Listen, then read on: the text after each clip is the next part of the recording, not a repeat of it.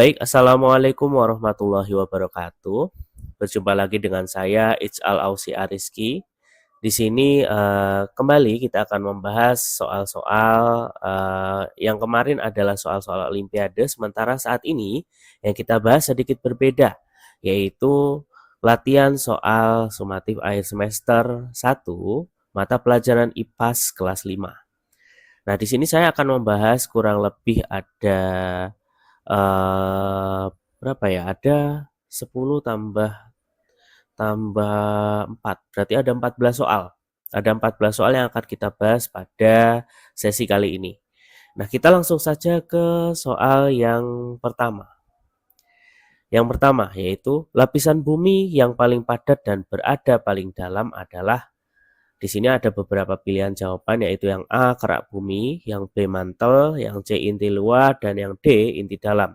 Kita akan bahas satu persatu terlebih dahulu. Nah, lapisan-lapisan bumi itu ada kurang lebih ada 4 macam, di mana lapisan yang paling luar itu kita sebut sebagai kerak bumi atau crust, di mana ketebalannya sendiri adalah 5 sampai dengan 70 km. Kemudian lapisan yang ada di bawahnya itu adalah mantel bumi dengan ketebalan 40 hingga 3000 km. Nah, di lapisan mantel bumi ini itu banyak sekali struktur berupa magnesium, silikon, dan juga magma yang keluar dari gunung berapi itu berasal dari lapisan ini. Nah, kemudian lapisan yang ada di bagian dalamnya lagi yang orange ini adalah inti bumi atau core, di mana ketebalannya itu mencapai 2000 hingga 5000 km. Nah, inti bumi ini dibagi menjadi dua bagian, yaitu inti luar yang strukturnya adalah berupa cairan dan juga inti dalam yang strukturnya lebih padat, di mana inti dalam ini adalah bagian dengan suhu yang paling tinggi. Nah, sesuai dengan pertanyaan nomor 17, lapisan yang dimaksud paling padat dan berada paling dalam itu adalah inti bumi bagian dalam. Sehingga jawaban yang benar adalah jawaban yang do. Soal nomor 18. Lapisan atmosfer yang menjadi tempat terjadinya cuaca dan iklim adalah, nah di sini udah ada beberapa pilihan jawaban. Kita akan bahas satu persatu kembali. Nah, lapisan atmosfer itu adalah lapisan udara yang melindungi bumi dari gangguan atau ancaman benda-benda di luar angkasa. Nah, lapisan atmosfer itu terdiri dari 5 lapisan. Yang pertama adalah lapisan yang paling dekat dengan permukaan bumi, yaitu troposfer. Nah, ini adalah lapisan di mana terjadi segala jenis peristiwa berupa cuaca dan juga iklim. Kemudian di atasnya lagi ada lapisan stratosfer. Nah, di sini di lapisan stratosfer pada ketinggian 12 hingga 50 km dari permukaan bumi itu merupakan tempat terbangnya pesawat serta terdapat lapisan ozon yang fungsinya adalah melindungi bumi kita dari pancaran sinar UV dari matahari, seperti itu. Kenapa kok harus dilindungi? Karena sinar UV itu meskipun sinar matahari itu bermanfaat bagi bumi kita, bagi makhluk hidup, tapi sinar matahari itu juga datang dengan yang namanya sinar UV. Nah, sinar UV ini berbahaya karena apa? Sinar UV itu dapat satu merusak kulit manusia, bisa menyebabkan kanker kulit, bisa menyebabkan hyperpigmentasi juga. Maka supaya makhluk hidup di bumi itu terlindungi dari sinar UV, maka lapisan atmosfer itu dirancang sedemikian rupa dengan adanya lapisan ozon, sehingga sinar UV ini akan dipantulkan kembali ke luar angkasa dan hanya sebagian kecil yang masuk ke bumi, seperti itu. Nah, selain berbahaya bagi kulit, sinar UV itu juga berbahaya bagi lingkungan. Kenapa kok bisa berbahaya? Karena adanya sinar UV itu bisa meningkatkan suhu permukaan bumi, seperti itu. Nah, tadi saya lupa menjelaskan bahwa lapisan troposfer, lapisan sebelumnya itu berada di ketinggian 0 hingga 12 km dari permukaan bumi. Kemudian lapisan selanjutnya adalah lapisan mesosfer, di mana ini terletak pada ketinggian 50 hingga 85 km. Fungsinya adalah mengikis dan membakar benda asing yang akan masuk ke bumi. Nah, pasti kalian pernah nih di YouTube atau di TikTok tiba-tiba lewat berita terlihatnya sebuah bintang jatuh atau meteor di langit yang menyala seperti api. Nah, itu adalah benda asing yang datang dari luar angkasa. Berupa apa? Berupa batuan. Di mana itu kalau jatuh, biasanya kan batuan-batuan dari luar angkasa itu ukurannya gede-gede ya. Ada yang seukuran Pulau Madura, ada yang seukuran misalnya seukuran Kecamatan Patrang. Nah, itu dia kalau jatuh apalagi sampai mengenai laut itu dampaknya sangat luar biasa. Kalau kena darat mungkin masih timbul ledakan dan timbul bekas seperti kawah besar. Tapi kalau kena lautan, nah itu bahayanya bisa menimbulkan tsunami raksasa seperti itu. Nah, lanjut kita bahas lapisan selanjutnya yaitu termosfer pada ketinggian 85 hingga 500 km, di mana lapisan ini memiliki lapisan yang disebut dengan ionosfer. Fungsinya sebagai lapisan penyebar gelombang radio. Jadi kita saat ini bisa berkomunikasi lewat handphone, lewat komputer, dan lain-lain itu karena di lapisan ini itu ada satelit-satelit yang diterbangkan oleh manusia. Nah, di sini satelit yang diterbangkan itu dia akan menyebarkan gelombang radio di mana ini menjadi sarana kita untuk berkomunikasi lewat telepon dan juga lewat internet seperti itu. Nah, lapisan yang paling luar namanya adalah exosfer di mana ini terletak pada ketinggian 500 km ke atas. Jadi 500 km, 600 km dan seterusnya itu adalah lapisan exosfer. Fungsinya adalah lapisan exosfer ini sebagai lapisan pelapis dari termosfer, di mana dia memiliki kandungan gas rendah dan gaya gravitasi yang lemah. Makanya kalau roket sudah meluncur melewati lapisan bumi yang ini, lapisan atmosfer yang ini, dia astronot yang ada di dalam roket itu akan mulai melayang karena gravitasinya di sini itu sudah sangat rendah seperti itu. Maka sesuai dengan soal di nomor 18 yang dimaksud lapisan atmosfer yang menjadi tempat terjadinya cuaca dan iklim itu adalah troposfer. Sehingga jawaban yang benar adalah yang B. Kemudian kita lanjut di nomor 19. Pada siklus air, proses evaporasi ditunjukkan oleh, nah di sini ada beberapa pilihan jawaban. Nah, kita langsung ke bagian siklus air berikut ini. Jadi, siklus air itu dimulai ketika perairan yang ada di permukaan bumi terkena sinar matahari sehingga terjadi proses penguapan atau evaporasi. Nah, penguapan atau evaporasi itu adalah proses ketika benda cair, yaitu di sini adalah air, itu berubah wujud menjadi uap atau gas, di mana hasilnya adalah uap air. Nah, uap air ini nantinya akan berkumpul di udara dan membentuk yang namanya awan.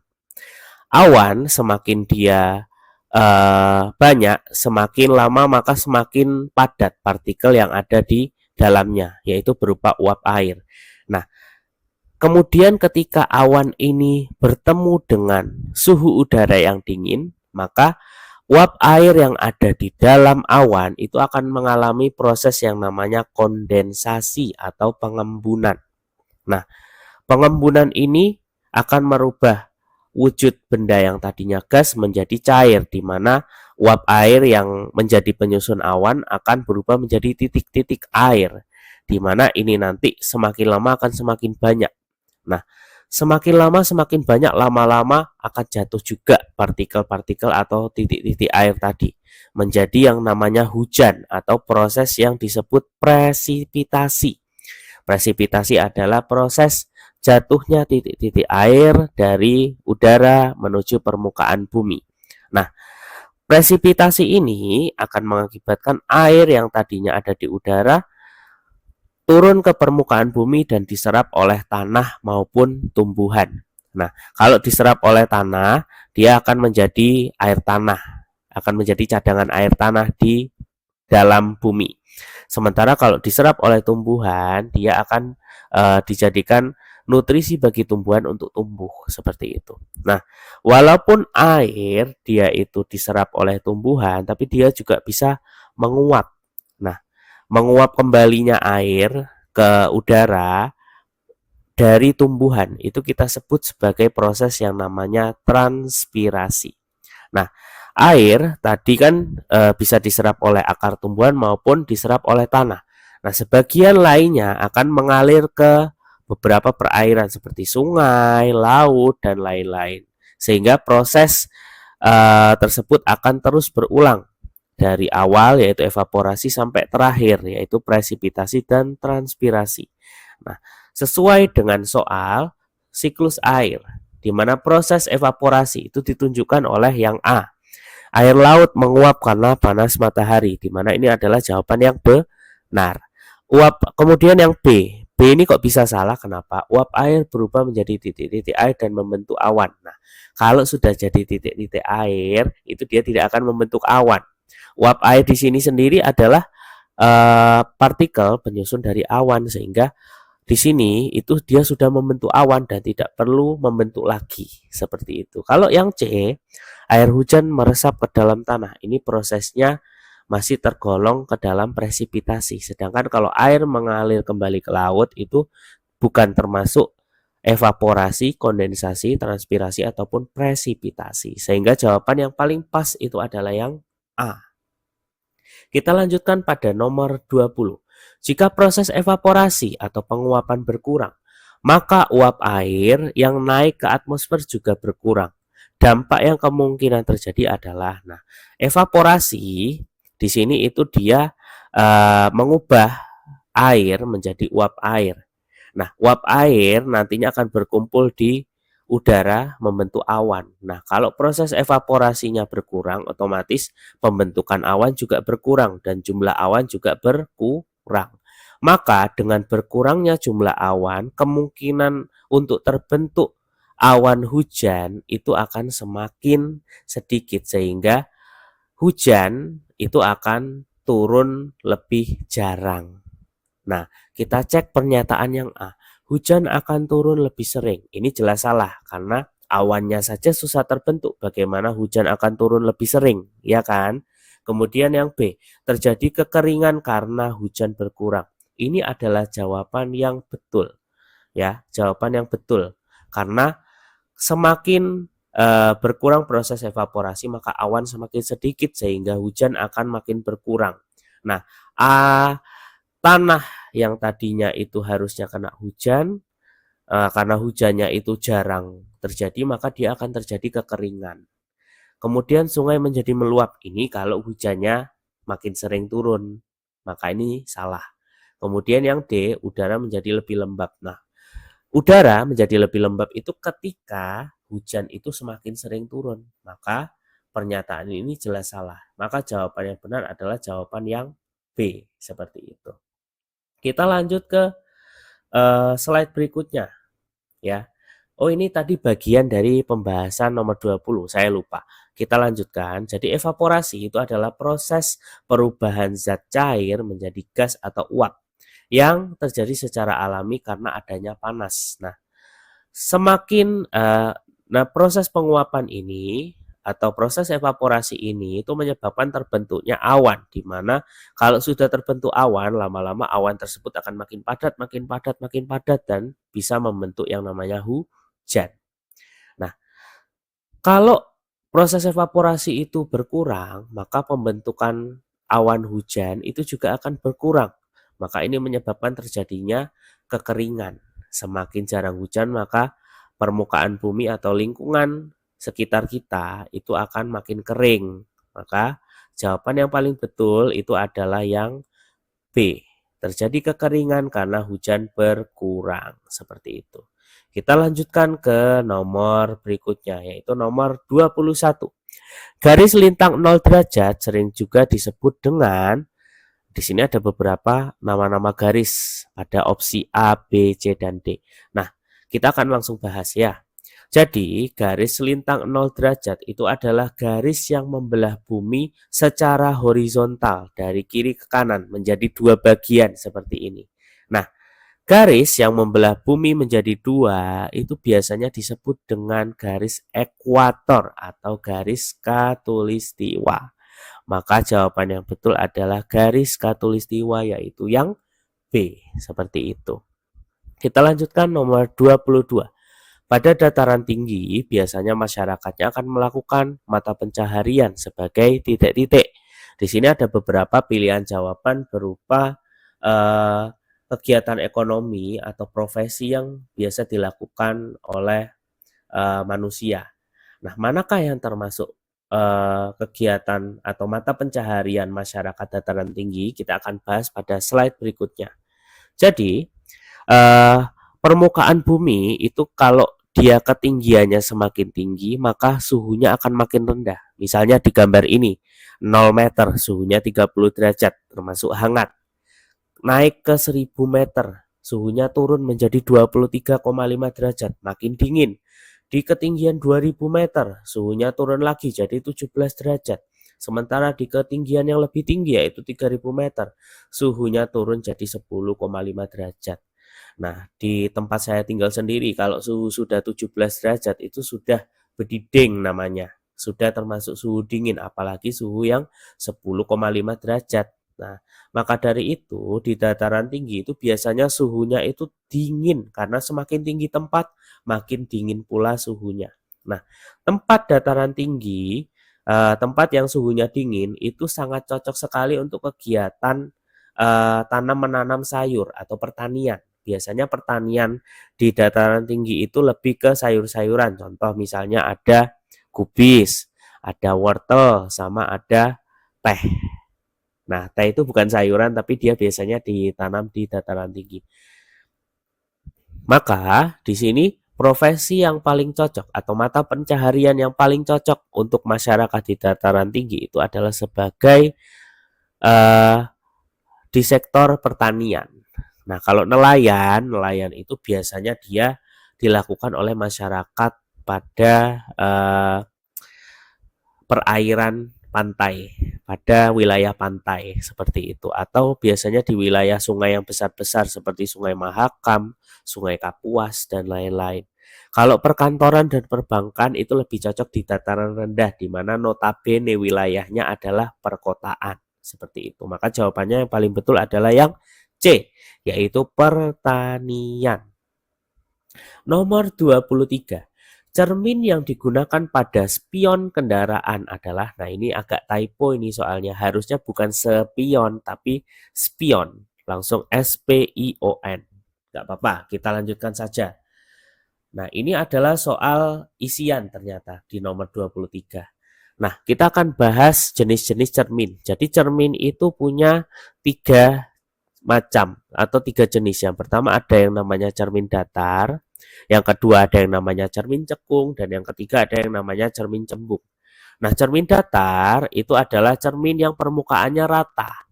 Biasanya itu digunakan sebagai cermin yang biasa kita gunakan untuk berkaca. Karena apa? Bayangan yang ditampilkan oleh cermin datar itu adalah bayangan yang nyata dan sama besar, walaupun terbalik, seperti itu.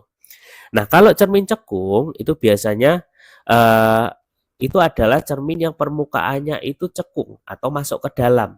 Nah, itu biasanya digunakan pada beberapa peralatan lampu. Contohnya di lampu senter sama lampu sorot di mobil atau lampu strobo kita nyebutnya ya. Nah, itu kenapa kok digunakan sebagai lampu-lampu ini? Karena cermin cekung itu sifatnya adalah menyebarkan cahaya. Jadi senter kalau dinyalakan kan yang bisa diterangi itu kan wilayah yang enggak cuma di satu tempat tapi meluas. Maka ini sangat cocok digunakan sebagai alat penerangan seperti itu. Untuk cermin cembung adalah cermin yang permukaannya menonjol keluar. Maka ini cocok untuk beberapa peralatan, misalnya spion mobil dan juga spion motor, juga kaca cembung untuk wilayah jalan tikungan, supaya kita yang ada di jalan bisa melihat apakah ada pengendara lain di jalan yang lainnya atau di bagian tikungan satunya lagi. Maka yang paling cocok untuk jawaban, yang paling betul untuk pertanyaan nomor 23 itu adalah jawaban yang cermin cembung karena dia digunakan pada spion kendaraan. Nomor 24. Bunyi pantul terdengar jelas dan terpisah dari bunyi aslinya disebut dengan, nah, perlu diketahui pemantulan bunyi itu kita bagi menjadi dua jenis. Yang pertama ada yang namanya gaung, yang kedua ada yang namanya gema. Nah, gaung itu adalah bunyi pantul yang terdengarnya itu hampir bersamaan dengan bunyi asli. Contoh, misalnya ketika eh, kamu upacara bendera, biasanya kan pembina upacara pakai mikrofon. Nah, mikrofon itu kan walaupun dia mengeraskan suara, kadang-kadang kan ada sedikit pantulannya. Contoh kita ngomong eh hadirin, itu kayak terdengarnya itu kayak hadirin rin rin rin rin rin. Yang terhormat mat mat mat mat mat gitu. Nah, itu adalah efek dari gaung seperti itu. Kemudian gema. Kalau gema itu berbeda dengan gaung. Gema itu adalah bunyi pantul yang terdengar setelah bunyi asli diucapkan. Contoh, misalnya kamu berteriak di dalam gua. Misalnya kamu teriak aku, kemudian tiba-tiba terdengar suara aku. Nah, itu adalah gema atau pemantulan bunyi yang terdengar setelah bunyi asli. Kalau misalnya kamu teriak ke dalam gua, kamu teriak misalnya plastik, kemudian yang kembali itu suaranya botol. Nah, itu bukan pemantulan bunyi, itu hantu kemungkinan ya. Kita lanjut ke soal berikutnya yaitu soal nomor 25. Maka jawaban yang betul dari soal nomor 24 adalah gema. Seperti itu. Lanjut ke nomor 25. Tumbuhan hijau disebut sebagai produsen karena dapat membuat titik-titik. Nah, tumbuhan itu dia punya salah satu ciri khas yang paling kelihatan, yaitu daunnya yang berwarna hijau. Nah, kenapa daun tumbuhan itu berwarna hijau? Karena daun tumbuhan itu punya zat yang namanya klorofil atau zat hijau daun yang kurang lebih bentuknya seperti ini. Jadi kalau di zoom pakai mikroskop, permukaan bagian dalam daun itu seperti ini, ada bulat-bulat berwarna hijau. Nah, ini adalah klorofil atau zat hijau daun. Nah, zat hijau daun ini berfungsi sebagai apa, Pak? Nah, klorofil atau zat hijau daun itu berperan dalam proses yang namanya fotosintesis atau biasa kita sebut sebagai proses kimia, yaitu dengan tujuan membuat makanan oleh tumbuhan yang melibatkan klorofil dan sinar matahari.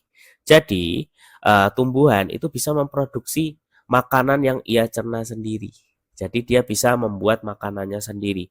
Dengan cara apa, Pak? Dengan proses fotosintesis. Jadi fotosintesis itu yang diperlukan oleh tumbuhan pada proses ini adalah karbon dioksida atau CO2, cahaya matahari, dan klorofil atau zat hijau daun. Nah, CO2 itu akan diubah bersamaan dengan nutrisi yang diserap oleh tumbuhan dari akar, itu akan diubah menjadi gula dan juga oksigen, di mana gula ini akan menjadi bentuk energi bagi tumbuhan dan oksigen nantinya akan dilepaskan ke lingkungan kita seperti itu. Maka proses maka tumbuhan hijau itu disebut sebagai produsen karena dia dapat membuat makanannya sendiri. Jawaban dari nomor 25 adalah makanannya sendiri. Seperti itu. Ya, bisa membuat makanan sendiri. Ini cocok dengan definisi dari fotosintesis, yaitu proses kimia membuat makanan oleh tumbuhan dengan melibatkan klorofil dan sinar matahari. Oke, kita lanjut ke nomor 26, yaitu soal seperti ini. Indonesia juga berada di antara dua samudra, yaitu samudra titik-titik dan samudra titik-titik. Kita cermati peta Indonesia berikut ini. Jadi Indonesia itu adalah negara yang sebagian besar wilayahnya adalah perairan, di mana Indonesia karena hal ini disebut sebagai negara maritim. Indonesia diapit oleh dua samudra besar, yaitu Samudra Hindia di sini dan juga Samudra Pasifik. Samudra Hindia terletak di bagian barat Indonesia dan juga di bagian selatan Indonesia, sementara Samudra Pasifik terletak di bagian timur Indonesia. Maka sudah jelas jawaban dari nomor 26 itu adalah Samudra Hindia dan juga Samudra Pasifik. Nomor 27. Bumi kita terbagi menjadi 3 lapisan penyusun bumi, yaitu lapisan titik-titik, lapisan titik-titik, dan lapisan titik-titik. Seperti yang sudah kita bahas di soal sebelumnya, Pak Ija lupa soal nomor berapa. Bumi kita itu punya 3 lapisan utama, yaitu yang paling luar namanya kerak bumi, kemudian di bagian dalamnya lagi ada mantel bumi, dan di bagian paling dalam ada yang namanya inti bumi yang terbagi menjadi 2, yaitu inti luar dan juga inti dalam. Maka berdasarkan struktur pada gambar ini, bumi kita itu memiliki 3 lapisan, yaitu kerak bumi, mantel bumi, dan juga inti bumi. Nomor 28. Sebutkan proses terjadinya siklus air. Kita cermati lagi. Ini sudah kita bahas sebetulnya di soal di nomor 24 kalau tidak salah tadi itu. Kita akan bahas kembali menggunakan bagan siklus air. Jadi, proses terjadinya siklus air itu terdiri dari beberapa tahapan. Yang pertama, evaporasi atau menguapnya air menjadi uap air yang membentuk awan. Awan kemudian dia akan bertemu dengan udara dingin yang menyebabkan terjadinya kondensasi atau terbentuknya titik-titik air pada awan. Kemudian titik-titik air akan semakin memadat sehingga terjadi proses presipitasi atau pelepasan titik-titik air dari awan menuju permukaan bumi. Sementara air-air yang jatuh akan diserap oleh tanah dan juga oleh tumbuhan, dan yang diserap oleh tumbuhan itu juga bisa menguap kembali, di mana proses penguapan air pada tumbuhan itu disebut dengan proses transpirasi. Maka kalau ada soal seperti ini, silakan dijawab. Proses terjadinya siklus air terdiri dari evaporasi, kondensasi, kemudian presipitasi, dan juga transpirasi. Seperti itu. Lanjut ke nomor 29. Apa perbedaan antara rantai makanan dan jaring-jaring makanan? Jadi, rantai makanan itu adalah urutan perpindahan energi dan nutrisi melalui proses makan dan dimakan antar makhluk hidup dalam satu ekosistem. Nah, rantai makanan itu biasanya digambarkan dalam bentuk satu tahapan seperti ini, satu macam tahapan. Misalnya di sini rumput dimakan oleh belalang, kemudian belalang dimakan oleh katak. Katak dimakan oleh ular dan ular dimakan oleh burung elang. Ini yang dinamakan rantai makanan. Urutan perpindahan energi dan nutrisi melalui proses makan dan dimakan antar makhluk hidup dalam ekosistem, di mana ini terjadi dalam bentuk satu tahapan. Sedangkan kalau jaring-jaring makanan, dia itu terdiri dari kumpulan beberapa rantai makanan yang saling berhubungan. Berbeda dengan rantai makanan yang bagannya hanya satu baris, kalau jaring-jaring makanan itu bagannya bergaris-garis seperti ini. Contoh, tumbuhan. Tumbuhan kalau di sini rumput dia hanya dimakan oleh belalang, sedangkan kalau di jaring-jaring makanan, tumbuhan itu dimakan oleh 3 macam hewan. Di sini ada kambing, ada kelinci, ada tikus. Kambing dia dimakan oleh serigala, kelinci juga bisa dimakan oleh serigala atau kucing hutan. Kemudian kalau tikus biasanya dimakan oleh kucing hutan atau burung hantu. Begitupun seterusnya hingga di puncak rantai makanan yaitu elang. Maka jika ditanya seperti ini, ya, jika ada pertanyaan seperti ini, rantai makanan itu bisa didefinisikan sebagai urutan perpindahan energi dan nutrisi melalui proses makan dan dimakan. Itu cukup. Kalau jaring-jaring makanan adalah kumpulan dari berbagai atau beberapa rantai makanan yang saling berhubungan. Kita lanjut di soal terakhir, nomor 30, soal uraian seperti soal nomor 29. Sebutkan pembagian waktu yang terdapat di Indonesia dan berikan masing-masing 2 contoh kotanya. Jadi, waktu di Indonesia itu ada 3 macam. ada WIB atau Waktu Indonesia Barat, ada WITA atau Waktu Indonesia Tengah, dan ada WIT atau Waktu Indonesia Timur. Waktu Indonesia Barat itu meliputi wilayah berupa Pulau Sumatera seluruh provinsinya, kemudian Pulau Jawa seluruh provinsinya, dan juga Kalimantan Barat dan Kalimantan Tengah. Contoh kota yang termasuk WIB itu adalah kota Jakarta yang ada di DKI Jakarta, kota Semarang yang ada di Jawa Tengah, kota Pontianak yang ada di Kalimantan Barat, dan kota Jember yang ada di Jawa Timur. Kemudian kalau WITA, Waktu Indonesia Tengah, itu terdiri dari wilayah Kalimantan Timur, Pulau Sulawesi seluruh provinsinya, dan juga Pulau Bali dan Kepulauan Nusa Tenggara. Contoh kota-kotanya terdiri dari Denpasar yang merupakan ibu kota Bali, kemudian ada Kupang, ibu kotanya Nusa Tenggara Timur, ada Makassar yang merupakan ibu kotanya Sulawesi Selatan, dan juga ada Banjarmasin yang merupakan ibu kota Kalimantan Selatan. Dan yang terakhir ada Waktu Indonesia Timur atau WIT, di mana wilayahnya terdiri dari Kepulauan Maluku, kemudian dan juga Pulau Papua. Nah, kota-kota yang menjadi contoh dari WIT itu ada kota Ambon yang merupakan ibu kota Provinsi Maluku, kemudian ada kota Sovivi yang merupakan ibu kota Provinsi Maluku Utara, kemudian ada Jayapura yang merupakan ibu kota Provinsi Papua, dan juga kota paling ujung timur di Indonesia yaitu kota Merauke yang ada di Provinsi Papua juga, seperti itu. Maka jawabannya adalah WIB. Kalian bisa memilih dua dari kota-kota ini, misalnya Jakarta dan Jember, WITA Denpasar dan Banjarmasin, atau WIT Ambon dan juga Merauke, seperti itu. Baik, kurang lebih itu saja pembahasan dari soal-soal SAS atau sumatif akhir semester 1 kelas 5 pada mata pelajaran IPAS. Semoga pembahasan yang saya sampaikan ini bermanfaat dan dapat dimengerti oleh viewers YouTube saya, di mana viewers saya itu biasanya adalah siswa saya di sekolah ataupun siswa di seluruh Indonesia, dan juga guru-guru mungkin ada yang menonton. Semoga apa yang saya sampaikan cukup jelas, dan apabila ada masukan dan saran atau pertanyaan bisa disampaikan di kolom komentar di bawah. Kurang lebihnya saya mohon maaf. Wassalamualaikum warahmatullahi wabarakatuh.